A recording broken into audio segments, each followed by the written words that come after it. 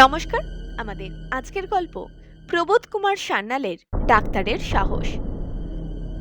বরাহনগর জায়গাটার নাম সকলেই জানে। কলকাতার উত্তরে মাইল দুয়েক গেলেই বরাহনগর। আজকাল শ্যামবাজার থেকে মোটর বাসে যাওয়া যায়, আগে যেতে হতো হেঁটে কিংবা শেয়ারের গাড়িতে। শেয়ারের গাড়ি ছাড়তো কোম্পানির বাগানের মোড় থেকে, এক একজনের 4 আনা ভাড়া। কলকাতায় যাতায়াত করতে গেলে এছাড়া আর উপায় ছিল না। বরাহনগরের বড় রাস্তার দুধারে তখন কলকারখানা, মুঠে মজুর, দোকান বাজার, পাট আর ভুসিমালের আড়ত, এইসব ভিড় ছিল বেশি। এদের ধারে ধারে শ্রমিকদের বস্তিগুলি দেখা যেত। দিনের বেলায় পথে শোরগোল, হইচই, গরুর গাড়ির দল, জনমজুরের হল্লা, মালগাড়ির আমদানি রপ্তানি, এমনকি মারামারি পর্যন্ত লেগেই থাকত। কিন্তু সন্ধে হলেই তাদের আর চিহ্ন পর্যন্ত থাকত না। পথ হয়ে যেত নির্জন মরুভূমি। রাতের বেলা সে পথে হেঁটে যাওয়াও নিরাপদ ছিল না। মাঝে মাঝে একাধটা কুকুর কেবল ডাকতে ডাকতে চলে যেত। অনেক অসতর্ক পথিক নাকি অনেকদিন রাতে এই পথে গুন্ডাদের দ্বারা লাঞ্ছিত হয়েছে। ভদ্রলোক কয়েকজন যে পাড়ায় থাকতেন সে পাড়াটা গঙ্গার কাছাকাছি। তারা স্টিমারে কলকাতায় আনাগোনা করতেন। সকালের দিকে বেরোতেন, আবার ফিরে আসতেন দিনের আলো থাকতে। তার একটা কারণ ছিল। যে পথটা দিয়ে তারা পাড়ার ভিতরে ঢুকতেন সেই পথের দক্ষিণ দিকে একটা প্রকাণ্ড পুরনো বাড়ি অনেক দিন পড়েছিল, এবং বাড়ির ধার দিয়ে সন্ধ্যার পরে হেঁটে যাওয়া তারা উচিত বলে মনে করতেন না। বাড়িটা এখানকার পূর্বকালের জমিদার বংশের। এখন সে জমিদারও নেই, তাদের আগেকার ঐশ্বর্যও নেই। কেউ মরে গেছে, কেউ ছেড়ে গেছে, কিন্তু এই অট্টালিকা এখনো তার ভগ্ন দেহ নিয়ে অতীতকালের স্থবির প্রহরীর মতো দাঁড়িয়ে রয়েছে। বাড়িটা জনহীন, নানা আগাছায় পরিপূর্ণ, বাদুর আর চামচিকের বাসা, শিয়াল আর সাপের অবাধ লীলাভূমি। শুধু তাই নয়, লোকের বিশ্বাস এই বাড়িতে নাকি কোনো কোনো গভীর রাত্রে মানুষের কান্না শোনা যায়। আগেকার সেই জমিদারের 2টি মেয়ে নাকি গলায় দড়ি দিয়ে আত্মহত্যা করেছিল। অর্থাৎ এ বাড়ির অন্দরমহলে ভূত আছে। ভূতের কথা শুনলে আর রক্ষা নেই। ভগবানের চেয়ে ভূতকে ও পাড়ার লোকে বেশি মানে আর ভয় করে। সুতরাং অন্ধকার হলে ও পথ দিয়ে আর কেউ হাঁটে না। কিন্তু চাটুচ্ছের জামাই এসব আজগুবি কথা হেসেই উড়িয়ে দিলেন। তিনি নতুন ডাক্তারি পাশ করেছেন, কুস্তি করা দেহ, বিশাল তার বুকের ছাতি। শিলং পাহাড় থেকে সেদিন একটা প্রকাণ্ড বাঘ শিকার করে এনেছেন। তার ভয়ানক সাহস, ভূতটুত তিনি গ্রাহ্য করেন না। বড়দিন উপলক্ষে তিনি শ্বশুর বাড়ি বেড়াতে এসেছেন। এ পাড়ার সকলের সঙ্গেই তার পরিচয় হয়েছে। সবাই তাকে ডাক্তার বলে ডাকে। ছেলে ছোকরাদের দলে তার নাম ডাক খুব। কদিন ভূতের বাড়ির আলোচনায় তিনি উৎসাহ ভরে বললেন, যদি একটা রাত আমি ও বাড়িতে কাটিয়ে আসতে পারি তাহলে তোমরা আমাকে কি খাওয়াবে? ছেলেরা অবাক হয়ে বললে, একটা রাত? আপনি বলেন কি ডাক্তার বাবু? 2 ঘন্টার বেশি যদি আপনি থাকতে পারেন তবে কি বলেছি। ডাক্তার প্রথমটা হেসেই অস্থির, তারপর বললেন, কত বাজি ধরবে বলো? ছেলেরা বললে, বাজি? আপনি যা চাইবেন ফিরে এলে পাবেন। আচ্ছা, সেই ভালো। কথাটা ছড়িয়ে পড়তে দেরি হলো না। পাড়ার বিজ্ঞ লোকেরা এসে বাধা দিয়ে বললেন, অল্প বয়সে আমরা জল চিবিয়ে খেয়েছি, কিন্তু ভূতকে মেনেছি চিরকাল। তুমিও বাড়িতে যেও না বাবা, একটা ভালো মন্দ ঘটলে তখন। ডাক্তার হেসে বললেন, আমাদের জাতের অবনতির একটা কারণ আমাদের ভূতের ভয়। আমাদের কথা তবে শুনবে না? আজ্ঞে না। শ্বশুরবাড়ির সকলে কান্নাকাটি করে অস্থির। এমন সর্বনেশের ডাকাত জামাই তাদের না হলেই ভালো ছিল। ডাক্তার বললেন, আমাকে যদি আপনারা বাধা দেন তাহলে ভবিষ্যতে আপনাদের সঙ্গে আমার কোনো সম্পর্ক থাকবে না। শাশুড়ি বললে, বাঁচলে তো সম্পর্ক, সম্পর্ক যাক বাবা, তুমি প্রাণে বেঁচে থাকো। ডাক্তার কোনো কথা শুনলেন না। তার বন্দুক আছে, কুকুর আছে, দেহে অপরিসীম শক্তি আছে, তার ভয় কি? সকলের বাধা নিষেধ অগ্রাহ্য করে তিনি প্রস্তুত হতে লাগলেন। সেই দিনটা ছিল অমাবস্যা। ডাক্তার কোট প্যান্ট পরে, বন্দুক লাঠি সোটা হাতে নিয়ে টর্চটা পরীক্ষা করে হেসে বললেন, রেডি। রাত তখন 10টা বাজে। পাড়ার ছেলেরা দল বেঁধে লাঠি সোটা হাতে নিয়ে শোরগোল করে একবার সেই প্রকাণ্ড বাড়িটার ভিতরে তন্ন তন্ন করে দেখে এলো। শীতের দিন, সুতরাং বিছানা এবং আনুষঙ্গিক জিনিসপত্র দিয়ে আসা হলো।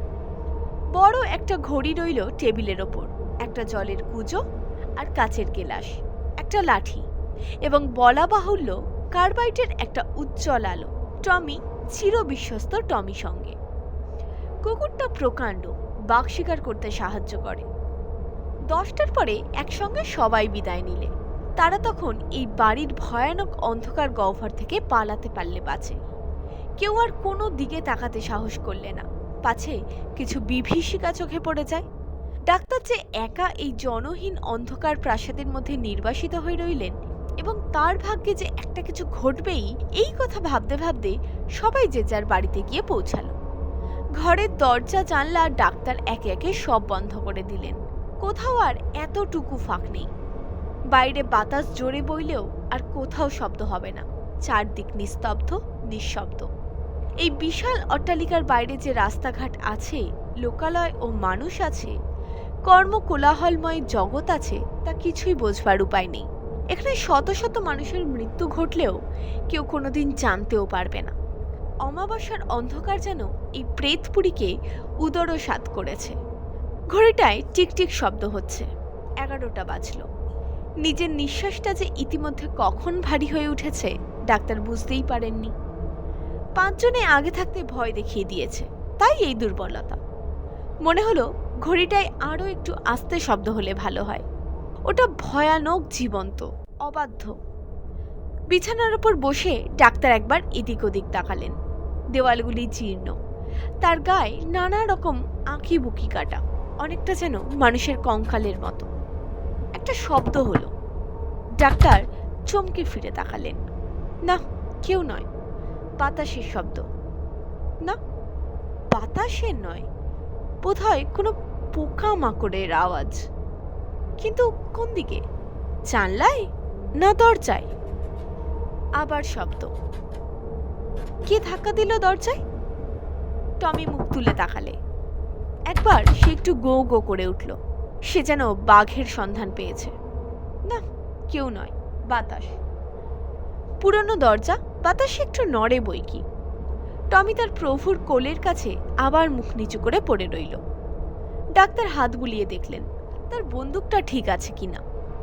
নিজের হাতটা যেন সহজে আর নড়তে চাইছে না।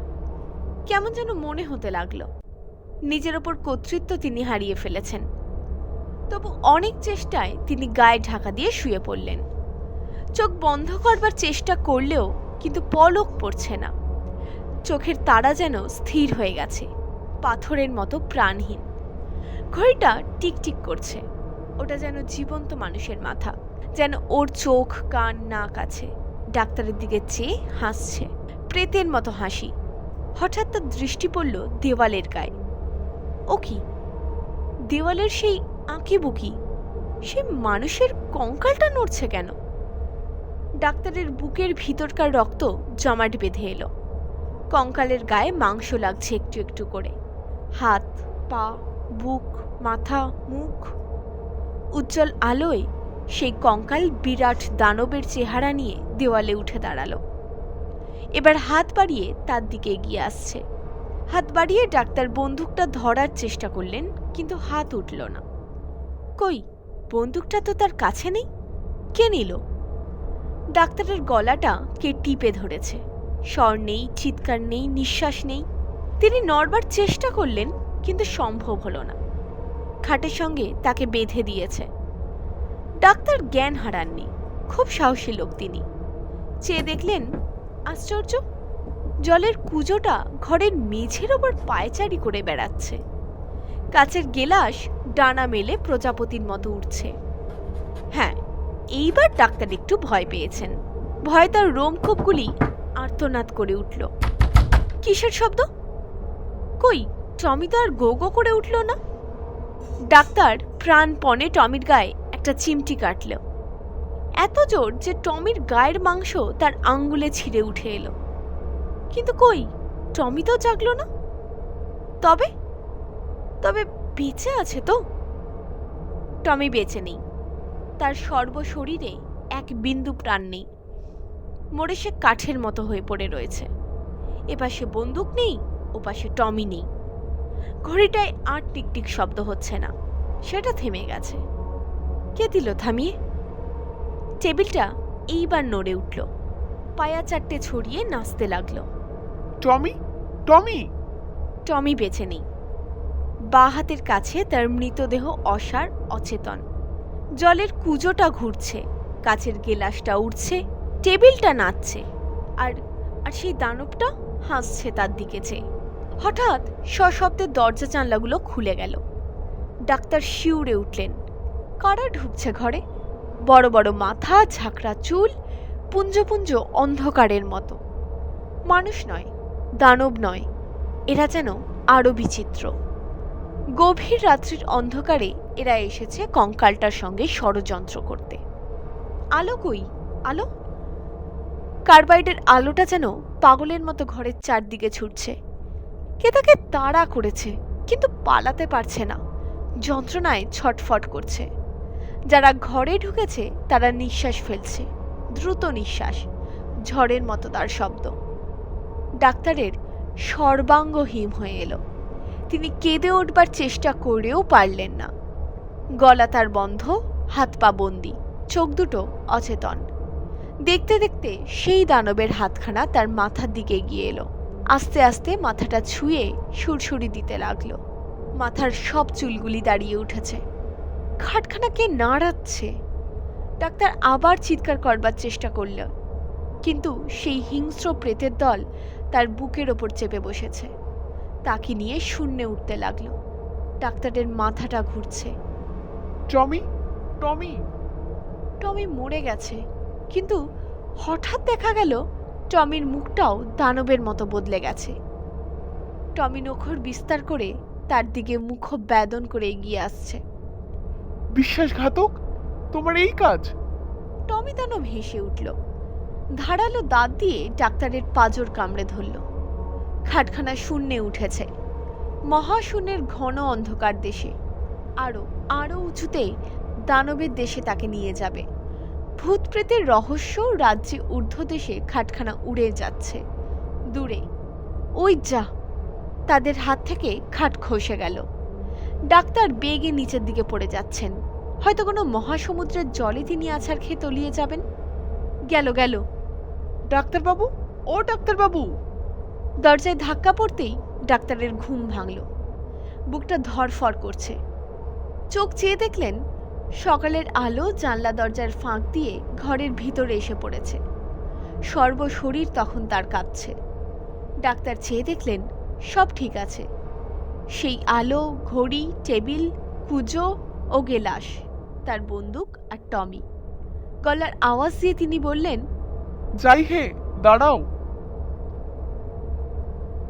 এই ছিল আমাদের আজকের গল্প। যদি আজকের গল্পটি আপনাদের ভালো লাগে তাহলে অবশ্যই ভিডিওটিকে লাইক করুন এবং চ্যানেলটাকে সাবস্ক্রাইব করুন।